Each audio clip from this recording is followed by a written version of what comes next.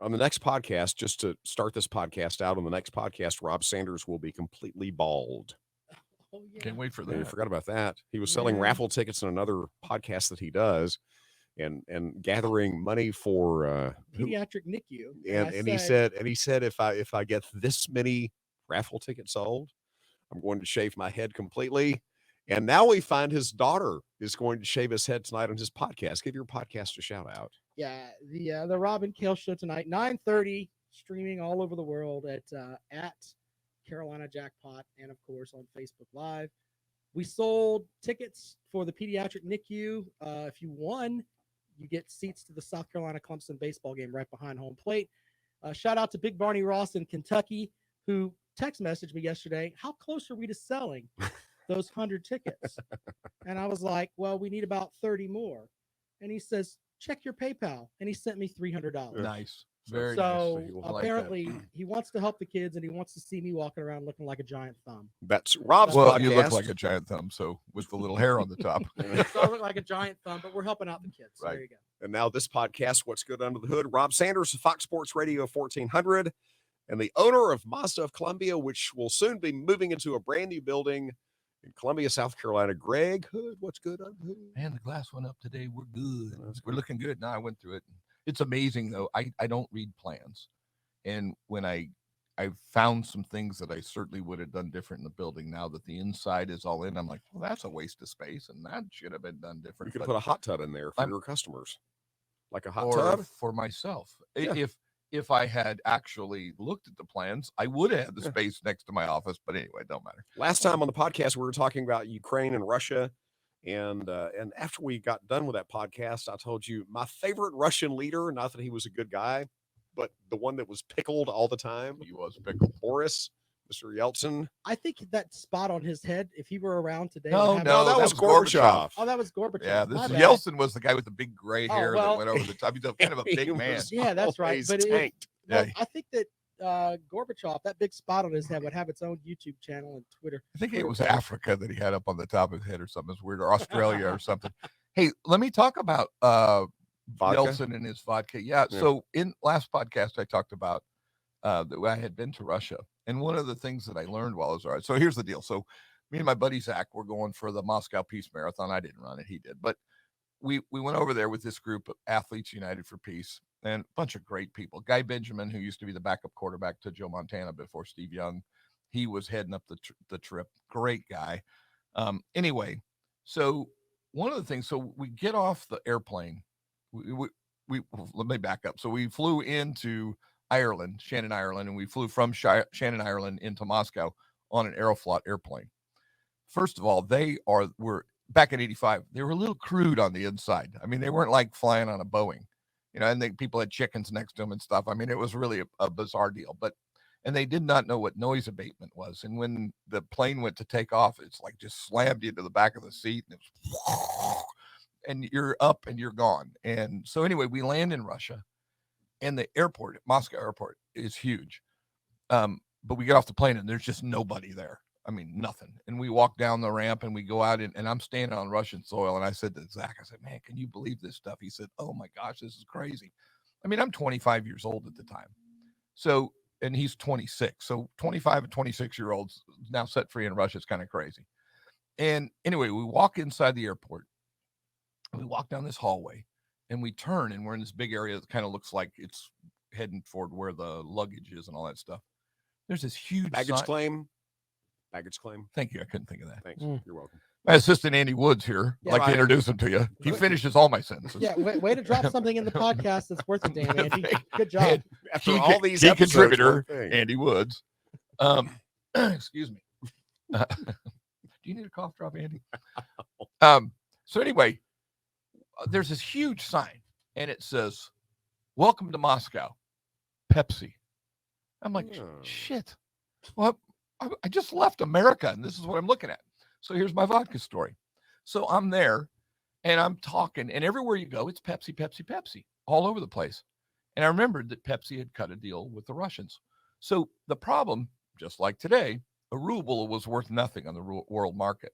So when we would have to buy something, if we wanted to buy Zach, I remember he wanted to buy a beer. So I wanted a Carlsberg.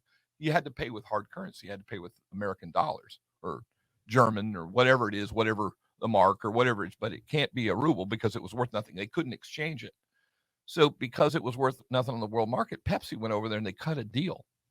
And the deal is that they would get Pepsi and Pepsi would import Stolichnia vodka. And the joke of the whole thing is the Russians felt like that was the biggest coup ever because Russian vodka was garbage. Yeah. And, Stoli is garbage. Well, Stoli vodka, I didn't Yeah. say it right. I said Russian vodka. Stoli vodka was garbage. And they knew it. And they thought they had put us completely in the bag because they knew what real good vodka is because that's the kind of the drink of choice for them over there. Well, here's the funny part. We gave them all diabetes. So they gave us cirrhosis of the liver and we gave them diabetes. I think it was a pretty fair exchange. It's great. You know, they got no teeth. They got nothing. I mean, everything's sugar, sugar, sugar. Let's do it. And here's the thing. The Pepsi over there tasted different than here. I mean, it was syrupy. It was thick. Crazy thing is you'd walk down the street and they had these machines and they actually had a real glass in the machine. They had a little door. You'd lift up the glass out of the thing and you'd put it on this washer and you'd wash the glass and then you'd put it in the thing. No. I'm 25 years old. I'm going to do anything. And so we're throwing a Kopek in the thing and you can select apple juice or water or whatever. Of course, we're acting like idiots. We're popping it like we're drunks, out there in the street. But they had real glass. This stuff would last 3 minutes anywhere. Somebody throw it at somebody here. But it was a totally different culture. But that is where the Russians really spanked us, as they sent the bad vodka. I tell you what, if Andy and I go to Russia, I'm going to get one of those glasses and throw it at him. I think Russia's pretty much off the travel agenda at this point. Oh, we could find a way. Poor Joy Behar can't go to Italy now. She determined she hadn't been in 4 years, and because of this war. You heard about Sean Penn in the Ukraine, right? Where he had to walk like 6 miles to get to Poland to get out of Ukraine. Yeah, and then he posted a picture of it. It's like, dude, out, go. Anyway, so there's your Russian vodka story. Probably more information than you ever needed. If you need more Russia stories, I've got them. I like vodka stories. We gave you the diabetes. That's right. Isn't that beautiful? Remember when T-Pain, I'm on a boat? No. That's my favorite. He did the diabetes song. He auto-tuned President Obama. If you haven't seen this, I haven't seen it. Look it up on YouTube. It's All funny. right, I'll do it. Well, we do have some other things that I wanted to get into. Like what? And first of all, someone Like what? that my buddy John that works out with me was upset that Greg decided to, just not do a podcast for a couple of weeks, and he was upset. But he I was at home with my feet up, hacking up a lung. I thought you were just chilling. Look, I sent John a message and said he's probably sitting in his drawers on his tractor moving dirt around his yard. He was in the bathroom for a majority of it. Yeah, Well, you're anyway. right, 6 days straight. Yeah. Anyway, but we're glad to have you back, Greg. I'm But glad to be back. he asked me about selling a car on eBay and buying a car on eBay. Is that a good idea? Well, I don't know about that. That's an interesting way to present the question. It depends on whether you sell it or not. He's critiquing your question. That's fine. But no, I mean, I can answer it. He has a classic car that his dad left him, and he's restored it, and he's thought about putting it on eBay to sell it. Is that a viable way to go? Absolutely. So eBay is like any other auction. Years ago, when it first came into being, it was a pretty good way to sell a car. Right. An auction is anytime two people have an interest in something and are willing to pay for it. The hard part about Thank you, Mr. Webster. Sorry. are you still here? Sorry. Do I know you? Andy who? Anyhow, Oh, Lord. that oh my God, you're just horrible. Anyhow, Sorry. so when the challenge, whether it's eBay or even what I do, so I go online, I use ACV Auctions mostly, which is a dealer website you go to and you're bidding on cars from other dealerships directly. They come out and take pictures and do all the stuff, post them online, and then you bid on them or sell your car. So all my wholesales run through that auction. Excuse me. In that, eBay is not a whole lot different, but my frustration, so let's take ACV Auction, then I'll move it over to eBay. When you put a car on ACV Auction and you put a reserve on that car, you are less likely to get all the money for the car. And the reason is because me as a buyer, if the reserve isn't met, I'm thinking the seller has put a number on it that he wants. Instantly, we're all thinking it's worth a little bit less. You just think that way. But when you run a car no reserve, you're bidding against other people that want the car, and it really truly is the value of the car. And so they're going, well, I'm not competing against the guy that's selling it. I'm competing against the guy that wants to buy it. And if he thinks it's worth 10 grand, I think it's worth 10-1. I hit the number, blah, blah, blah. eBay is different because, I deal with a 20-minute auction, and it may go longer than 20 minutes because the way it works is once it gets down to a minute, if somebody bids on it, it starts back over to a minute. And then if somebody bids, it starts back over to a minute. It could go 45 minutes, but normally it's a 20-minute affair, roughly. Excuse me.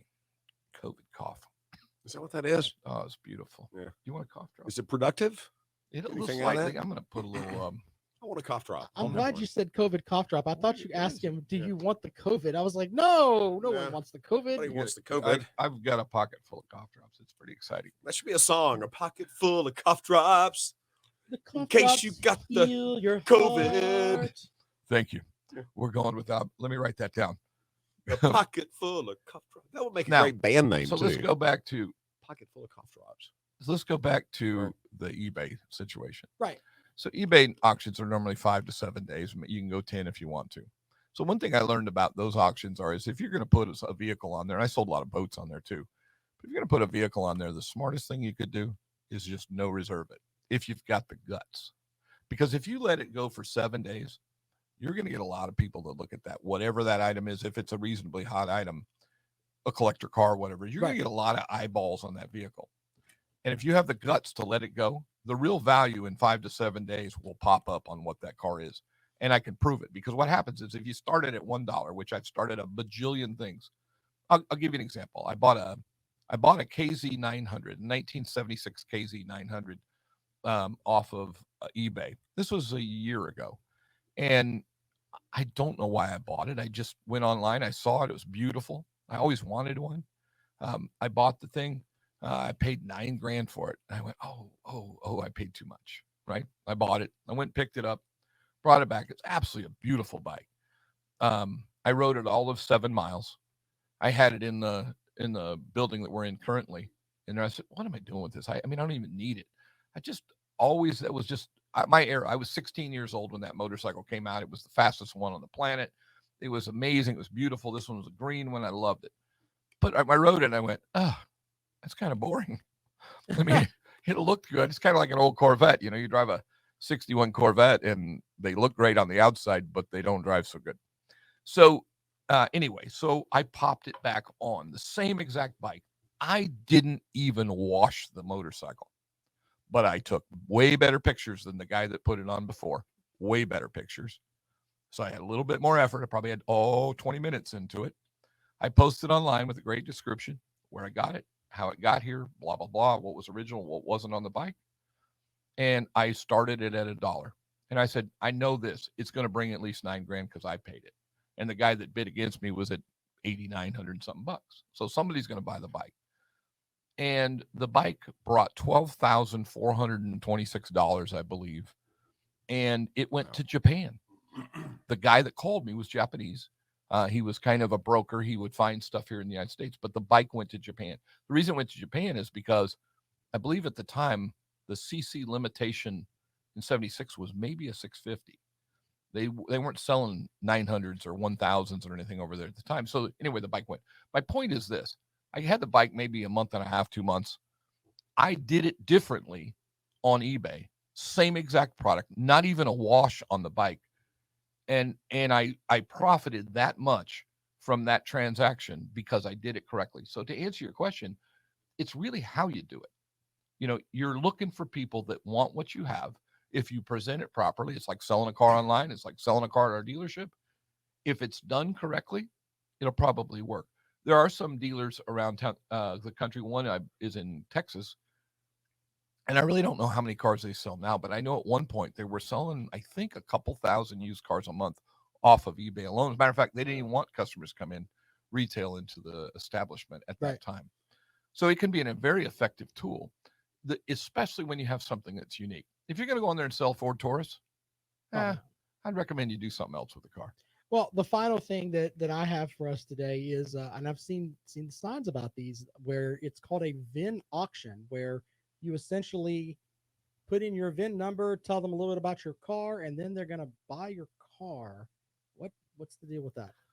It's kind of like any other of these systems out there that determine, if you go to Carvana, CarMax, or whatever these are, you put in your VIN number, and they'll ask you a couple of questions about the car. You tell miles and condition and all that stuff. And I haven't been to that site, but I presume you take some pictures and send them in, and they post it. And is it a place that's good to sell them? I don't know. I suppose it's no different than anything else. I think, I think the fear I would have is that they're kind of new on the program here, and I don't know who's behind them. So when you start getting the payoffs and titles and all that kind of stuff, I start getting a little nervous with my money. I don't just let anybody have my car and my your money, yeah, and your money, yeah. I just, because it would go away before you got paid on it if there was a payoff. And so, what I don't, not knowing enough about it, I would be reluctant on that particular case. But they're determining a value of a car by just same way as everybody else. So you're putting in the information, and people go to town bidding on it. From a bidding side, I don't know if you see enough. I don't know if you know enough. And the other part is that if you're John Q. Public and you're bidding on them, I mean, I do this every day for a living. I make mistakes as somebody who does it every day for a living. So if you, Rob, being somebody, you know what a car is, you know where the steering wheel is, you know where to put a key in it, but can you tell me what it's worth?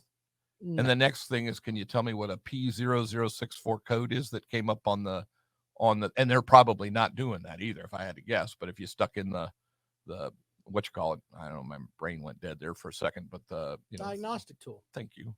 Wow, Rob. Well, but see, he brought something to the party that was reasonable. That's because he's a reasonable individual. He was helpful. I stumble, he picks me up. You just kick me. I just kick you. It's the way it works. I do have a question about you selling the motorcycle on eBay. Yeah. You made $3,000 or so on it. Yeah. How much was the postage? How much did it cost you to send it to Japan? That wasn't my problem. He picked it up. Okay. He had a trucker coming. Yeah, no, I sold it, picked up here. Okay. Would I have facilitated them with somebody to pick it up? Yeah, but there's transporters all over the place. But yeah, no, a transporter came and got the bike, took it to California, and it went from California to Japan. Yeah. I was very surprised. The bike came, the trucker came to pick it up, and he had several motorcycles on the bike, but it was on the trailer, but it was an open trailer. I said, "You're going to go across the country in the snow and all that stuff?" He said, "Yeah, I put a tarp over it." I'm like, wow, that's sad, because that, although the guy talked to me when it got there and it was the way it was represented, he was very happy, and they cleaned it up and it was fine. But I wouldn't want to go through snow, and if it happened, it just, with my bike. I think Rob's telling me we're out of time. Well, people got to take care of their That's stuff. what that was across the room. No, I was actually stretching. Just one side. Hey, I got one thing to say. Michael's 36 years old and a mid-level man. Next time you see Rob, he's gonna be bald. So if you're watching this and the next episode is already loaded up, make sure you go there. And please like and subscribe and share the show. Please do. Because we have fun doing it. Greg, it is so good to have you back, and that you got through COVID and you're looking relatively healthy. Relatively. Yeah. I walked in here today, and I said to you guys both, I said, you know what? I really did miss doing this. I enjoy it so much. I don't know why. I mean, I guess I like to hear myself talk. I didn't say that. No. Okay. Never mind. You did. Because we enjoy it just as much. Thank you. Thank you. It's what's good. I got to get one little shout out. Right. A little shout out, because I know I got some followers here. Man, Sarah came through with the Morgan Wallen tickets. You are the man, Andy. You handled. My daughter was so happy. Well, I have to back up. Your daughter Audra and her friend Audrey. Yeah. And I called her Audra all day. She didn't even. Yeah, she's probably used to it. Yeah, or she was drunk. No, I was only kidding. It's my daughter. Sorry, she is not a drunk. But she really wanted to go to the Morgan Wallen show last Thursday, right? And the tickets were stupid expensive, and they were sold out.